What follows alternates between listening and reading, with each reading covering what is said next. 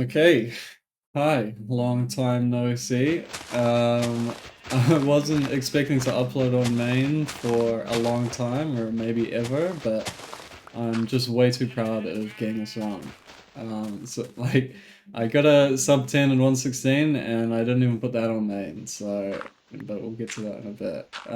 So what I want to get over, or get across in this commentary is 1.0 is the slowest Minecraft version. Maybe 1.1, we'll get to that later as well, but this run is crazy in so many ways, and it doesn't really, like, it's hard to explain it. Even if you've speedrun Minecraft before, it doesn't, like, seem that crazy, but there's just so much to it. If you've speedrun Minecraft before at all, I really challenge you to try some 1.0 speedruns to get an idea of how ridiculous it is. Or even if you just want to mess around with it, you haven't speedrun before, 1.0 is a very pure Minecraft experience, and it has no bells and whistles, it has nothing going for it at all. Like it's really, really bad, and it's hard to put into words how bad it really is. Before I get into that, we'll just talk a little bit. Surface level dungeon, it's a bit silly. It's not that crazy. I'm digging for iron here because caves are pretty hard to find, especially in a desert. There's no surface level caves yet. That was added in 1.8, surface level caves in deserts, that is. I hear zombies, so I'm digging around. Normally I wouldn't dig in this direction. You can see I was kind of alternating directions before digging down, but I was digging towards zombies, hoping there was a cave down here. I think actually they were spawning from the spawner, but managed to get 5 iron here. So 8 iron total, pretty standard stuff. 6 iron for the normal things, and then 2 spare iron for an iron sword. Very nice. The dungeon isn't that crazy. The bread turns out to be pretty nice. Yeah, make a stone hoe, that's good. Um, I was meant to get more stone for more swords. We'll see that later as well.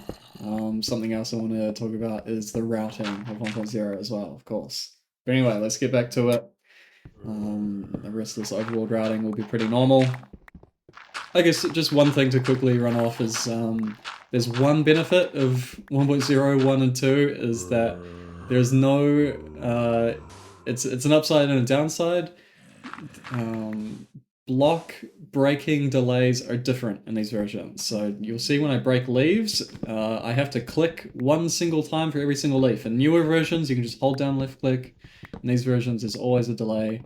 But the benefit there is that you can actually let go of mouse click between breaking blocks, and it's a lot faster. So you can see I'm breaking logs and gravel quicker. But other than that, there's nothing else going for these versions. But if you're wondering why I was breaking blocks quicker, that's why. So the first thing about why 1.0 is so slow is there's no F3. So rule 1 of Minecraft speedrunning is you're not allowed to have the seed. So if you open F3, it shows the seed, so you can't open F3. F3 is really good in old versions because you get to see how close you are to a stronghold. Not just for when you're trying to find a stronghold, but also when you spawn in. It's nice to reset and try and get close to a stronghold, but you can't do that, there's no coordinates. And there's especially no use of a pie chart, right? Excuse the lag, it's because I record at too high quality. It's going to do that a few times. Yeah, pie chart would be super helpful for a lot of things. You know, trying to find a stronghold would be helpful, and other things like that. Can't do that either. So no F3, what else? If you're familiar with old versions, so pre 1.9, pre 1.8 versions, you would have seen towers before. A tower is where you build up into the sky to despawn everything. You despawn the entire mob cap, and then you respawn the entire mob cap in again. And you do that a bunch of times and hope that Endermen spawn in. You want a bunch of Endermen part of your mob cap, not a bunch of other stuff. But in 1.0, 1.1, the height limit is not high enough. It's only 128 blocks, so you can't despawn the entire mob cap by going high. So tower just doesn't work. Like the point of tower is mostly to despawn all the mobs and then to spawn them back in again. So if you can't tower, what can you do? You can't do anything. It's just a pure Minecraft experience. You run around in the desert during the night, killing Endermen manually, by hand, like the Lord intended. That's an old route, which maybe I'll talk about it a little bit later. It was an old speedrunning route to just run around in the desert, typically in the Japanese community. People still speedrun that way. They speedrun in 1.7, no 3 hardcore. Just running around in the desert, no towers, no strategies or anything like that. And that's very cool. But in 1.0, 1.0 is a lot worse than 1.7. We'll get into that a little bit later as well, but just covering off, pretty crazy spawn. In old versions, fortresses are a lot more common than in 1.16 and above. But still, getting a fortress this close does take quite a bit of luck. I'd say maybe it's like a 1 in 4, 1 in 5 chance for it to be this close. Maybe even a little luckier than that. And, you know, in these versions, you really need all the luck you can get. Getting a playable desert and getting playable all kinds of stuff is very difficult in these old versions. So small things that you take for granted, like a closed fortress, is a lot more rare in practice since you're having to reset more. Also, lava pools in general are a lot less common in these old versions, so you get less nether enters. This is just a really nice first start. Also, I had no animals in the overworld. I had sheep, but I didn't have cows or pigs or chickens, so I had to get mushrooms. It's pretty normal for me to get mushrooms in 1.0, 1.1, 1.2 runs, because mushroom stew heals 4 hunger bars. That was a thing for a few versions, and it ends up being really good food. Something you can see about these old blazes in pre-1.6, they drift left. Pretty lucky about this fortress is the spawner is completely buried, so the drifting left is not really that much of a problem. But if you try 1.0 or any of these pre-1.6 versions, you'll see how insanely annoying blazes are with the drifting. Like, it is unbelievable how annoying they are. They'll fly over the fences, they'll shoot at you, and like eventually they stop drifting and they just chill in the sky. It's awful. You don't. You really need to try this version. Like, it is such an awful version to speedrun. It has just nothing going for it. All right, what else do we have? You can probably tell I'm reading off of some notes. I'm freestyling a little bit.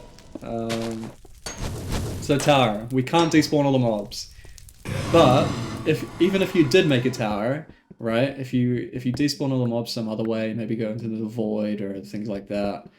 Even if you did build up and had all the mob cap spawn underneath you, a fresh mob cap, you can't tower high enough for the new mob cap to be compressed enough. So you can get a new mob cap, but the Enderman could spawn really far away.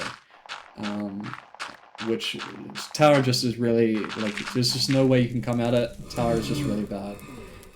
So you're working with nothing, is the bottom line of this.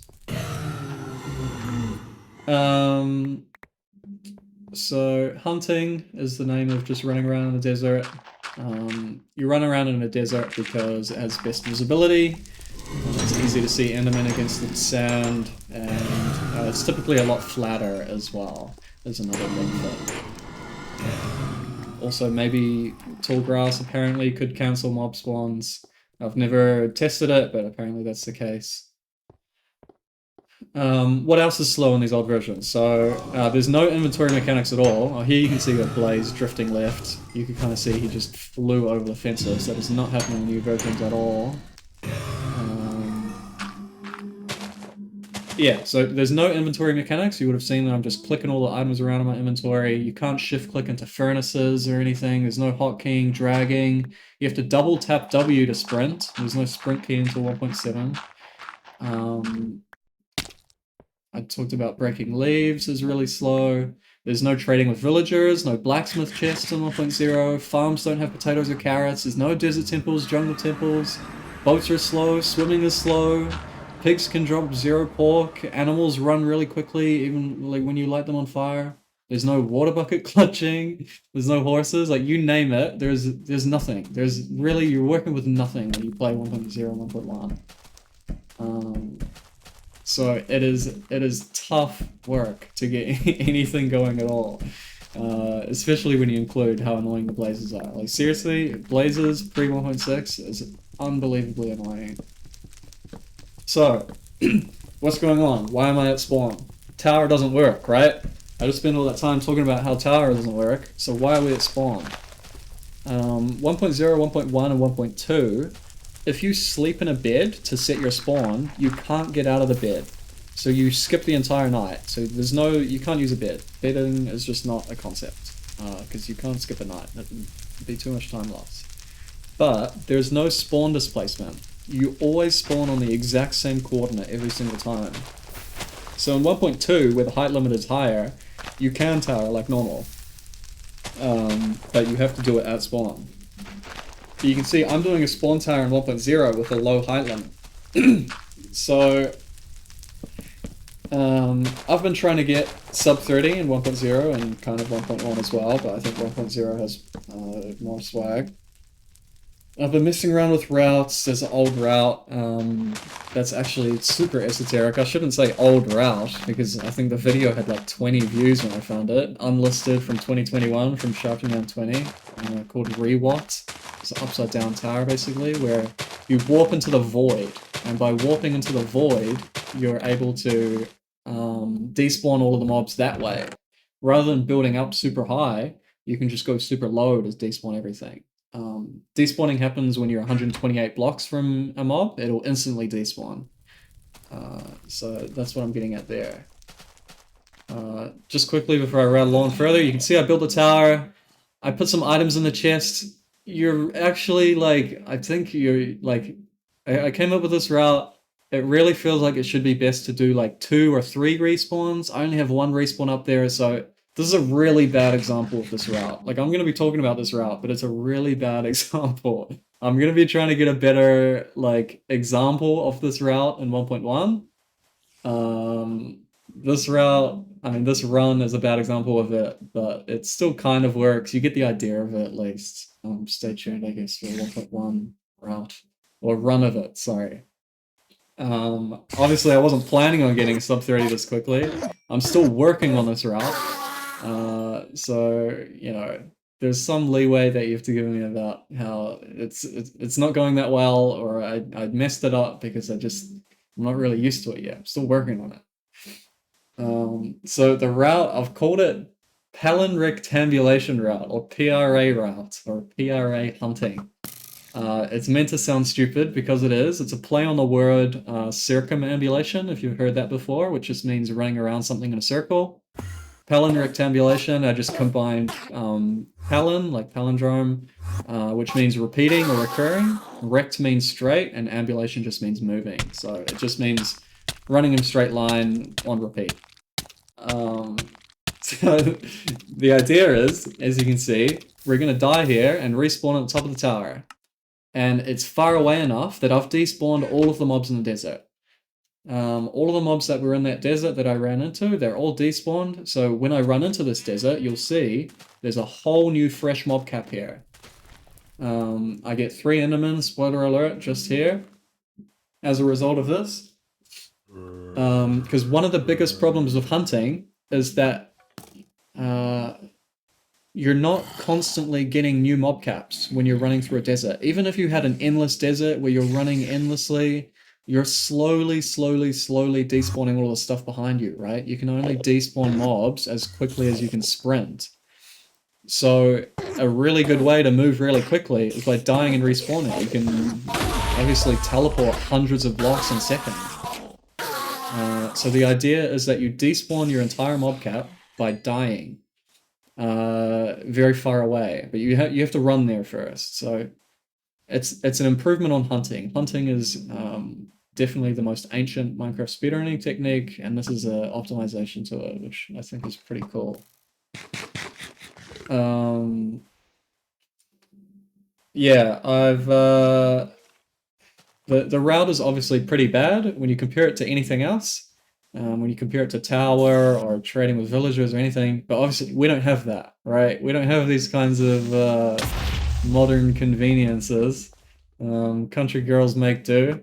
So we just have to try and do what we can with what we have. Hunting is really bad. Like if you've tried hunting before, even in 1.7 where it's quite good, it's very bad in any of these old versions. So one of the main reasons for that is that biomes before 1.7 are a lot smaller. 1.7 was the biome update where they had changed how biomes worked. And on average, biomes in these versions are very small. This desert is quite big. It does look quite big for sure, but it's you usually get quite small deserts in this version. So if you've seen any 1.7 hunting runs, maybe Taro Kitchen's legendary 26-minute hunting run from many years ago, 1.7, no F3 hardcore, you try and run around in the desert and despawn all the mobs as you run away from them and get new endermen to spawn in front of you as you're running. And as you're running, you're hoping to get closer to the stronghold while you're getting all of your pearls just manually. But when you're dealing with small deserts, like you can see here, I've got to the end of a desert, right? At the end of a desert, it's game over at that point. What you would have to do is you would have to loop back. I would have to run back to spawn and basically circumambulate this desert. I would have to do a lap around the middle. And the middle of the desert will have basically a sludge pit of mobs. In the middle of the desert is going to be a sludge pit of mobs.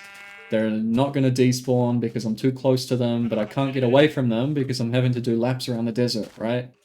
So what would happen is that I would get a good mob cap when I first enter the desert, but the mob cap will clog and clog and clog, and as the night goes on, I'll get less and less endermen spawning in because of my mob cap just being too full. So the point of PRA, Palinrectambulation, is that you're able to refresh the mob cap and it's as if you're running through the same desert multiple times, but without any of the downsides. I almost die here, would have been crazy. There's no downsides to running through the same desert. You can see I'm looping back a bit because I was getting a bit unhopeful about where the desert was going. Actually, it just turns out to be a huge time loss. Yeah, this would have been really bad if I didn't respawn, right? I managed to get a little bit of extra desert by doing that respawn. So, you know, even though it's a bad example of PRA in this run, I think it still did something. Because as you'll be able to see, when I get to the dead end of this desert at the end of the night, you know, if I didn't do the respawn, if I was running around for an extra minute and a half or something, it would have been a lot of wasted time. Where I wouldn't have had new chance. So it's a bad example, but honestly, it actually still did something, so can't be too upset about it. That's all good. Spawning, reading through the notes, gonna write them off. As you can probably tell as well, I do not get very lucky with the Enderman, right? The Endermen are not dropping many pearls, they're not spawning in very often, it's pretty bad stuff. But somehow the run ends. The run actually does get completed. With how lucky some of this has been, it's been a lucky desert, and some of the pearl drops have been pretty lucky. Definitely the fortress had pretty unique generation that made the blazes not an issue that they usually are. So, I mean, there's been some luck there, getting the mushrooms on spawn, very lucky as well, but you haven't seen luck yet. The luck is yet to come. 7 pearls is abysmal. You reset here. If you don't reset, you're preparing for a second night here. In all versions runs where you just have to finish the runs basically, it's a type of marathon speedrun that people do. In all versions, you would definitely be planning to do a second night here. You would be going back to spawn. Maybe you would be doing the nether split rather than on the first day. You would do it on the second day. And you would just be very upset here. 7 pearls is just nothing. You totally need 12 pearls. You'd be way too lucky to be able to complete the portal with 7 pearls. Right. Another catch about 1.0, 1.1, 1.2 is that mob spawning is really slow. So for whatever reason, mob cap just fills in slower. and mobs despawn slower. So when you compare it to 1.7, you just get less enderman. The mob cap is the same, but you see in practice, if you do hunting in both versions, you'll see mob spawning is so much slower. Like, there's so much invisible stuff that's happening in this version where you don't even notice that it's so much worse, it's so much slower. So I really challenge you to try and get some 1.0, 1.1 speedruns because it is just impossible. The game is totally stacked the odds against you.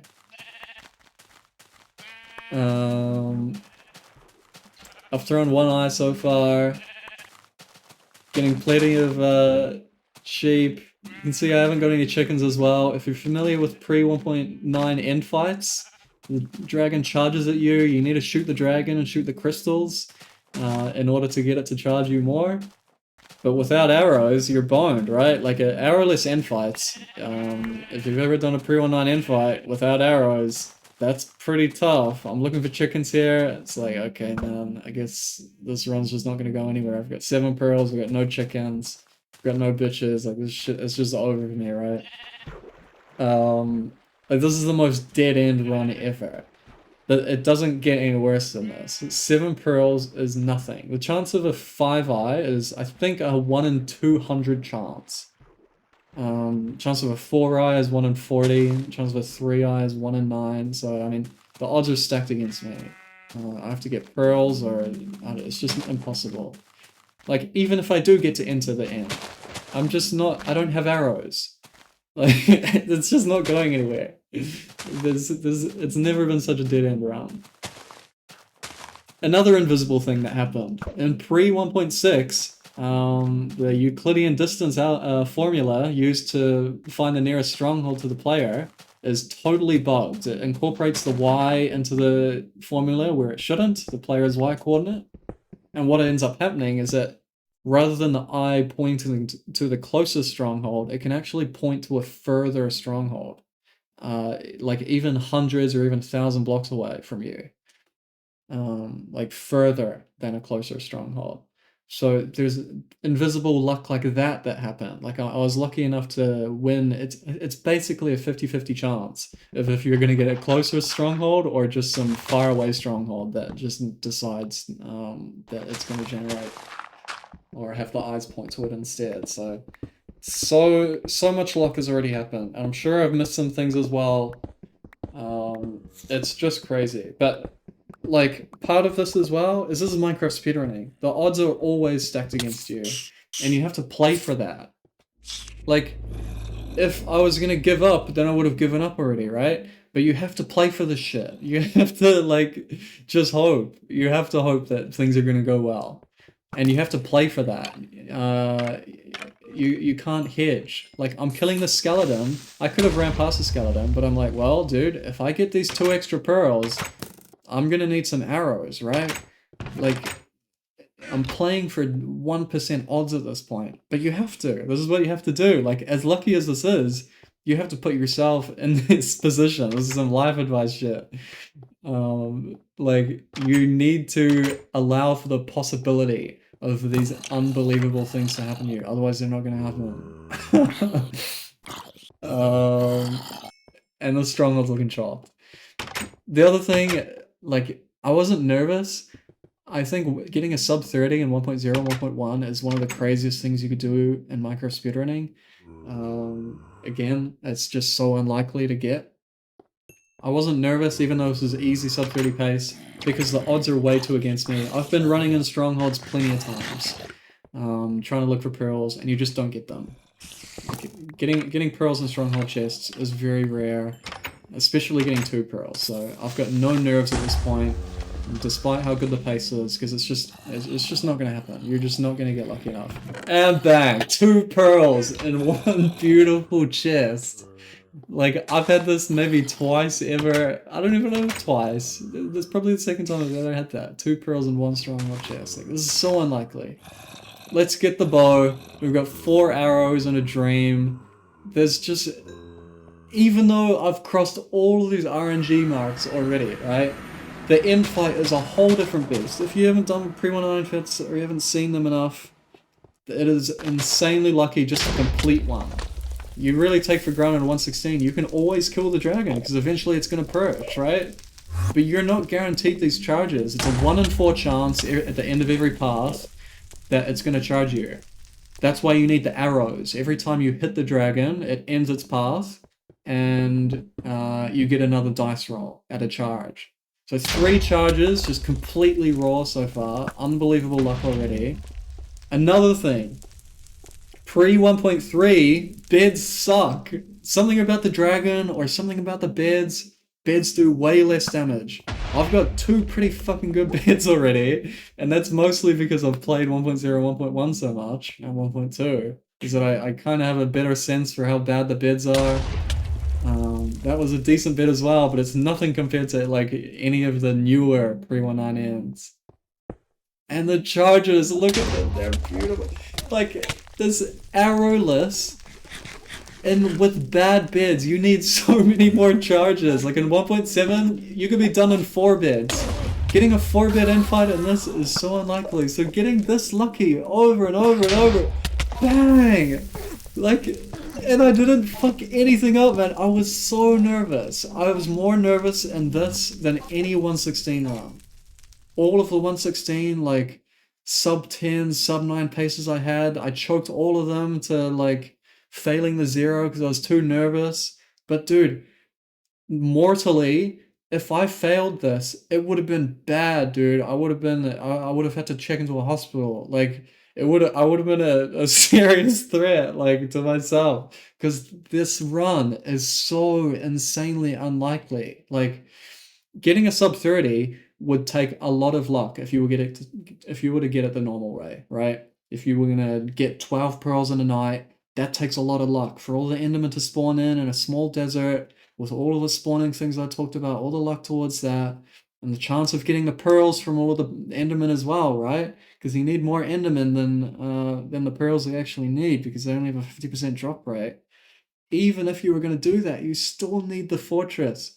You still need the roads to drop, the spawner proximity, the stronghold distance. It was only like 400 blocks from where I started triangulating. Like, the stronghold was good as well. I didn't get any eye breaks. Like, the triangulation was good. 3 eye throws is really good, especially with no F3 in the middle of a fucking forest. Like, I clutched this shit up. Like, but at the same time, like, it's so lucky. Like, totally I could get this run again if I spent another 100 hours getting it the normal way. But I just got it the lucky way, which was fine, right? I can't complain too much. It was definitely like way more lucky than it needed to be. But it's so cool how lucky it was. I think that's another thing about it, is like, it's not just that it's a sub 30 and 1.0, it's that it's one of the luckiest runs to just ever happen. Kuraway did a reaction on stream. I don't know if the VOD's going to get saved somewhere. Maybe he has a VOD's channel on YouTube. I think it was an hour and 3 minutes into the VOD, an hour and 5 minutes. I don't know. I'll try and timestamp something. But he said, like, this is Brentilda level. And I don't think it's Brentilda level, but honestly, it's close. Like, the amount of luck that happened, Brentilda, you could totally sub 10 the normal way, Bastion, 2 portals, whatever. But getting it the Brentilda way of getting, like, divine travel into the stronghold, right? It's just a whole different other game of, like, it's so much crazier to get it in such a lucky way. Another thing, right, is like, speedrunning. People love to say, "Oh, dude, this world record, this is never gonna get beaten. No one's ever gonna beat this." Like, they say that about Suiji's world records, or SMB1 world records, or things like that. I don't really like those. I don't like that kind of idea of the unbeatable world records, because at the end of the day, they always get beaten by someone, even if they're unbelievable. And this can get beaten, but dude, a 26 is insane. Like, this is so, even if you, like, dude, it is so unlikely to hit. I'll put a couple of spreadsheets in the description. of like how insane, well, well, no, sorry, spreadsheets to show like other versions world records and stuff. Because especially for 1.0 and 1.1, which are kind of the same version in a lot of ways, the world record on 1.0 was 36:15. This was almost a 10-minute world record. Now, don't get me wrong, not many people play 1.0, but it also is a played version. Max is the world record holder in 1:15 and has insane times across all kinds of versions. You've got low 8, 1:16, right? He's not someone you can just rule out. Same with Feinberg. He's run 1.0 a bunch. I think he has like 100K view video of running his 1.0 on his second channel as well. Marco has a sub 40 as well. But so like getting a 26 is unbelievable. Even a 1.1, Tukara, who's another all versions runner, 34 minutes, like an 8-minute improvement. It's just unbelievable. And you should see how lucky Tukara's run was as well. Like it's unbelievable. It's just this run is just on a different level of how lucky it is. And I don't want to discredit myself too much as well because I think I clutched up a lot of this shit. I'm very used to the mechanics of 1.0 and 1.1. I'm used to double tap W, old blazers, old end fights, like you name it. I've spent, let me check my launcher. How many hours do I have? I have 17 hours just on 1.0, 8 hours in 1.1 of just recently. I'm not sure how many I had in the past on Windows, but I have a lot of hours in these shitty old versions, so it's like definitely I have like a particular familiarity that really helped me. But it's unbelievable, even across other versions and all versions. 1.2, you can tower, and I've got world record on as a 29 in that. But it beats that. It beats a tower world record. In 1.3, 4, 5, and 6, it would be, oh, not 6, sorry. In 1.3, 4, and 5, it beats third place in all three of those versions. And in those versions, they have even more stuff. They have towering, they have inventory improvements, a bunch of other improvements across the board. Like, all versions is not super well run or anything like that. Like, it's not like they're popular versions at all, but it's like, definitely these people have put a lot of hours into these versions. Like if I look at 1.2, I had 40 hours in 1.2 to get a 29. 1.3, 18 hours. 1.4, 20 hours. 1.5, 44 hours. Like I've put these kinds of hours in. These guys have put these kinds of hours in as well. So to get a time this fast in a version that has nothing going for it, like this is really the point of the video, is because it's hard to explain how ridiculous this is when you compare it to like 1.16 or even 1.7 hunting. Like there's so much that makes it impossible for this run to happen. So it's just insane. It's just insane. I think I ran over most of my notes and I rambled a bit at the end. I think I got my point across of like this is unbelievable, and you really should try it. Like it is such a just the game doesn't want you to speedrun it, right? It's one of those games. It just feels that way. It doesn't want you to be in that situation. But okay, done with the commentary. Let's rattle off a bit. Let's talk business. So why have I not been streaming? Why is this the first main channel upload in what, 2 years, or a year and a half, or whatever? I spent 4 years going live either daily or every other day, like rarely taking breaks. And I just didn't want to press the button anymore. I just didn't want to go live anymore. I didn't feel motivated to speedrun anything, like no games or anything. And in Minecraft, I just had no goals or aspirations in Minecraft anymore. I was pretty checked off with everything. And my streaming career, right, was totally maxed out. Like you can't ask for any more from my streaming career. Like it's just streaming career is just insane.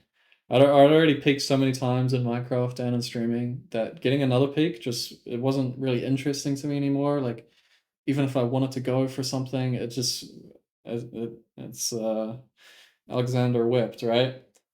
Um, and I didn't like the idea of just like because I could have kept streaming. There was nothing stopping me from doing it, but I just didn't really want to keep wasting days and hours of my life doing silly speedruns that I just wasn't really interested or invested in anymore.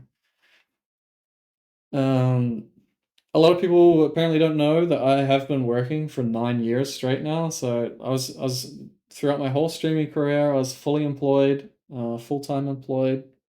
So unlike a lot of other streamers who are in, similar positions, similar positions, like I didn't need to stream. I was doing it the whole time entirely as a part-time like side thing. So when I didn't want to stream anymore, I didn't have to force it. A lot of streamers have to force it because it's their source of income, but I was already getting paid. So when I didn't want to stream anymore, I could just stop. So I was really lucky to be in that position as well. And what I've been doing since quitting is I've just been checking things off. So like you can't blame streaming too much, but it definitely stunts your development as an adult. Well, the the first thing I actually did before we get into adult stuff is I played a bunch of mod packs, of course. So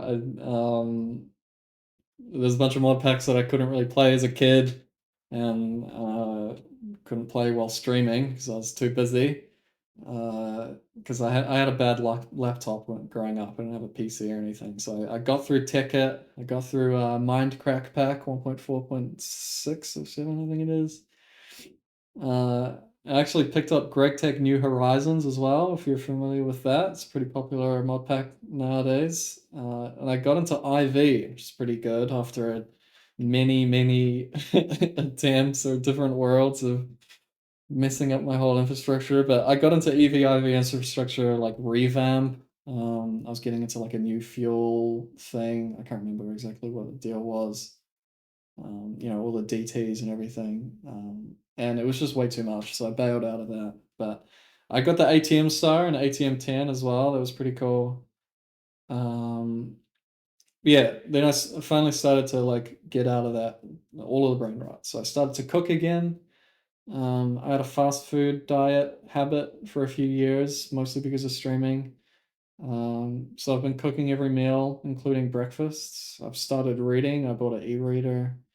Going on walks. Like my house is clean. I threw out a bunch of stuff out of my house. Like I do skincare, like hair care, like you name it, right? Like I'm I'm juiced out now. Like I'm trying to be that kind of person, right? Like get out of the kind of streamer Asmongold build, right? Streaming is not conducive to any of those behaviors. Like you can't blame it too much. It's still you at the end of the day. You don't get to just offload all of that and say that it's the streaming's fault. But especially when you're working full time and streaming, there's a lot of sacrifices that you have to make. I'm definitely an advocate for not believing people when they say, "Oh, I don't have time to do something," but really, like, I would get home from my job and stream and then sleep. And that was the only thing that I did. So, I mean, there wasn't much room for me to do anything else. And then yeah, like recently, so if you watched my stream during 2022, you would have seen me do a lot of AVC-RSG, which I touched on a little earlier, which is all versions combined RSG, which is an unofficial category that I made, where you get a PB on every version individually. So there's a thing which is all versions runs, which is a marathon of you doing every version back to back. But I had the idea of what about playing each individual version as its own category? So 1.16 is a category, right? And people have run 1.7, 1.15 as categories. But I thought, what about 1.3? What about 1.18? What about 1.0, right? So it was what's the PB that you can get on every single version? and you add all of those PBs together. So you add your 1.0, 1.1, 1.2, blah, blah, blah, and that's your combined AVCRSG time. And that was really cool. Like I obviously really enjoyed that. Combined RSG has been a thing since 2020, which is just like 1.7, 1.15, 1.16, just 3 versions, but obviously AVCRSG is 22 versions, 20, yeah, I think 22 versions, all combined rather than just 3 or 4 or 5. And yeah, I stopped playing AVCRSG 2022 just because, you know, I'd gotten decent PBs and everything, and no one else was playing it yet, so I just dropped it off and played some other stuff. But I came back earlier this year. I mean, I quit streaming and YouTube and stuff like a year and a half ago, or maybe 2 years ago. I don't know what it was at this point. But I came back this year. Just where am I on my notes?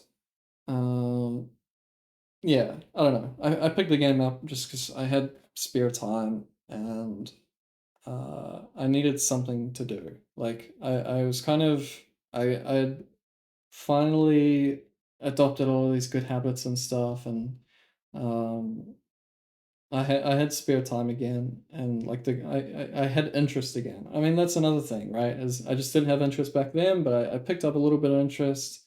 I wanted to cover off 116 finally, right?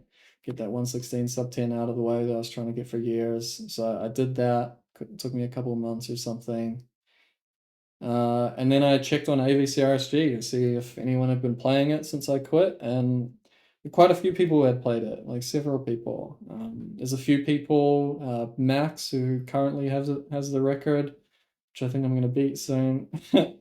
Tukara, who had second place, and Dr. Guy, I think, had third place, maybe Balloons, for quite a while, but I've got him back up there. And I've just been getting some world records as well. So I've been getting some PBs, but getting some world records. So I started with 1.2. I got 1.3, 4, 5, 9, and 10 world record. I've just gotten 1.0 now, obviously, as well. It's just been fun. It's been fun doing this. It's such a different experience doing it offline as well compared to doing it live. Live, you're trying to focus on content and if it's a good idea to do it or not. But offline, I can do one run and then I can just go for a walk and just, you know. But when you go live, there's no contract or anything, but you need to stay live for at least 3 hours. And even that is a short stream. Like 5 hours is always my target. And if you don't want to do it anymore, like if you get bored of something, it's content decision. It's a bad idea to be switching between a lot of things and being erratic like that. Plus, it's just bad content in general, but being able to do things like resetting 116 a certain way or doing these versions where I don't need to worry about someone, worrying about like if it's a good content decision or not, if it's good use of my time. It's been a really nice experience doing it that way. Um, and I've rattled all off the notes now, but to go further on that note, like, uh, I haven't like missed YouTube or streaming in the time I've been gone. Just because I think it's been really nice for the reasons I've already said to have that kind of break from it and being lucky enough to be able to take that break from it. Um, but like I've been saying for a while, like GTA 6 is something where I totally want to get back on the horse for GTA 6. Because it's just so cool, right? Like GTA 6 is going to be a world phenomenon. It's going to be super cool. Like I feel like it'll be like 2020 116 all over again, but even bigger. So I want to go hard in that. But like other things as well. I've been appearing on some other people's streams recently. You might have been seeing, coaching a few people here and there. I don't know. I still find that fun because that's the other thing, right? I obviously still enjoy talking about the game. I like the game. I like talking about it and thinking about it.